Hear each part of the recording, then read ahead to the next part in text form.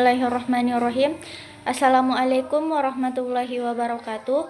Perkenalkan, nama saya Alfira Hardian CM dengan NIM 248011028, kelas B24, Program Studi Pendidikan Agama Islam. Di sini saya akan mempresentasikan PPT saya yang berjudul Inteligensi. Baik, langsung saja. Latar belakang. Dalam proses pendidikan, peserta didik menunjukkan kemampuan berpikir, cara belajar, dan kecepatan memahami materi yang berbeda-beda. Perbedaan tersebut menuntut pendidik untuk tidak menggunakan satu pendekatan pembelajaran yang sama bagi seluruh peserta didik. Oleh karena itu, pembahasan mengenai inteligensi dalam psikologi pendidikan menjadi penting agar pendidik mampu memahami keberagaman potensi peserta didik dan menyesuaikan strategi pembelajaran secara tepat, sehingga proses belajar mengajar dapat berlangsung secara efektif dan mendukung perkembangan peserta didik secara optimal. Adapun rumusan masalahnya yaitu 1. Apa yang dimaksud dengan inteligensi? 2. Apa saja jenis-jenis inteligensi yang dimiliki manusia? 3. Faktor-faktor apa yang memengaruhi perkembangan inteligensi? Tujuan 1. Menjelaskan pengertian inteligensi secara konseptual. 2. Mengidentifikasi jenis-jenis inteligensi manusia. 3. Menganalisis faktor yang memengaruhi perkembangan inteligensi. Selanjutnya yaitu landasan teori. Inteligensi adalah kemampuan seseorang untuk berpikir, belajar, dan memecahkan masalah. Para ahli menjelaskan bahwa inteligensi mencangkup kemampuan umum dan khusus, terdiri dari beberapa kemampuan dasar, serta memiliki berbagai jenis dan aspek seperti analitis, kreatif, dan praktis. Perkembangan inteligensi dipengaruhi oleh faktor bawaan, lingkungan, dan pendidikan. Adapun jenis-jenis inteligensi yaitu 1.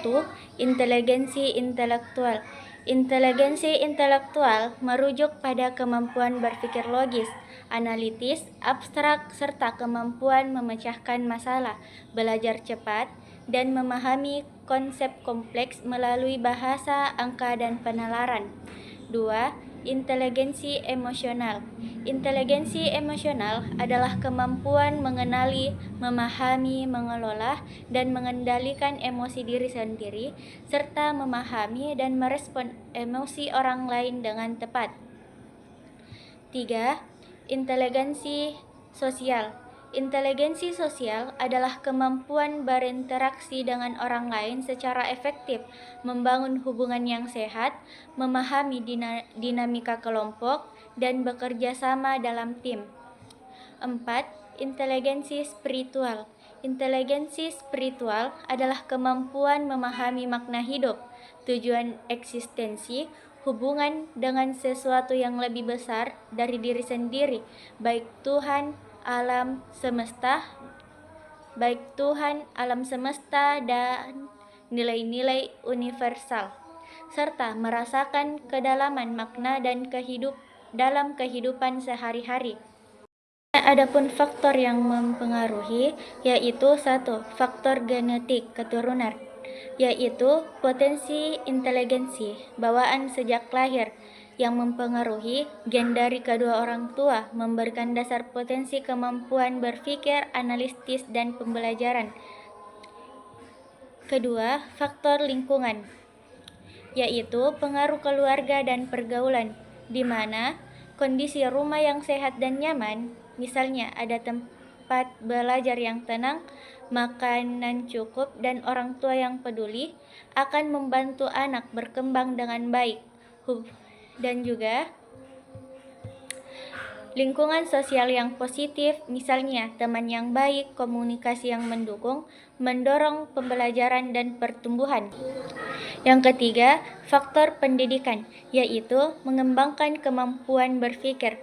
Pendidikan terstruktur yaitu sekolah, memberikan pengetahuan dasar, kemampuan analitis, dan cara memecahkan masalah. Guru yang baik dan metode pembelajaran yang menarik bisa meningkatkan kemampuan anak. Sedangkan pendidikan tidak terstruktur atau belajar mandiri, mengikuti kursus, akan memperluas wawasan dan memberikan pengalaman yang bermanfaat. Keempat, faktor motivasi, yaitu dorongan dari dalam diri untuk belajar dan berkembang. Motivasi dalam diri, misalnya ingin belajar karena suka atau ingin mencapai tujuan pribadi, lebih kuat daripada motivasi dari luar, misalnya hanya karena ingin dipuji orang tua atau orang lain. Baik, selanjutnya kesimpulan. Dari pembahasan sebelumnya dapat disimpulkan bahwa inteligensi merupakan potensi kompleks yang tidak hanya tercermin dari kemampuan akademik, tetapi juga dari kecerdasan emosional, sosial, dan spiritual.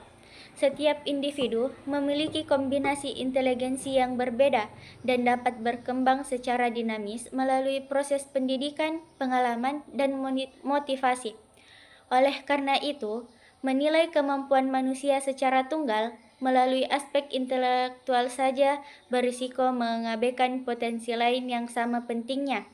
Pengembangan inteligensi menuntut pendekatan yang holistik, adil, dan berorientasi pada pengembangan manusia secara utuh. Baik, itulah materi yang dapat saya sampaikan. Kurang dan lebihnya mohon dimaafkan. Sekian, Assalamualaikum warahmatullahi wabarakatuh.